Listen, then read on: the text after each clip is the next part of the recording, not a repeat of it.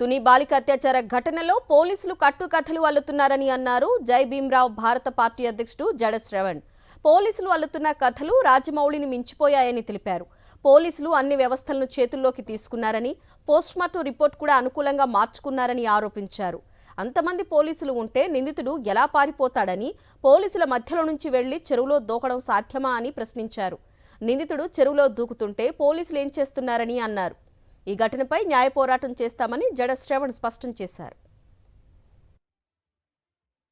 ఈ విధంగా ఒక సిస్టమ్ని మనం ఎంకరేజ్ చేసి ఎందుకు దూకాడో తెలియదంట, దూకేశాడంట, 10:30కి దూకేశాడంట, తెల్లవారు 11 గంటల కంటే గజెత్గాళ్ళని తెచ్చారంట, ఫైర్ డిపార్ట్మెంట్ని తెచ్చారంట.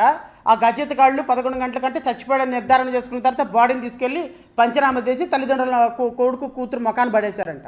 నిందితులను పట్టుకొని పోలీస్ స్టేషన్కి కోర్టులకి తీసుకొని వెళ్ళి ప్రొడ్యూస్ చేసేటప్పుడు ఇంత అద్భుతమైనటువంటి వ్యవస్థలో మనం పనిచేస్తున్నాము అంటే, పోలీసు అరెస్టు చేసినటువంటి నిందితుడి ప్రాణానికే ఈ రాష్ట్రంలో విలువ లేదు అంటే, పోలీసులు అరెస్టు చేసి వాళ్ళ కస్టడీలో పెట్టుకున్నటువంటి నిందితుడి యొక్క ప్రాణం గప్చుప్ సంబారుబుడ్డిలాగా లేచిపోయింది అంటే, ఈ ప్రభుత్వం చేసేటువంటి దమనకాండలకి ఇక సామాన్య ప్రజలకి ఇంకేం రక్షణ ఉంటుంది? ఒకసారి ఆలోచించమని కోరుతున్నా.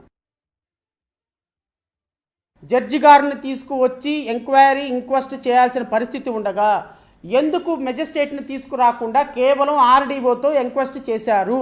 ఇది ప్రొసీజర్ వైలేషన్ కాదా? అంటే ఎక్కడ కాజ్ ఆఫ్ డెత్ పోస్ట్మార్టం మీ చేతిలోనే ఉంటుంది, పోస్ట్మార్టం చేసే డాక్టర్లు మీ దగ్గరే ఉంటారు. ఏమని రాస్తారు?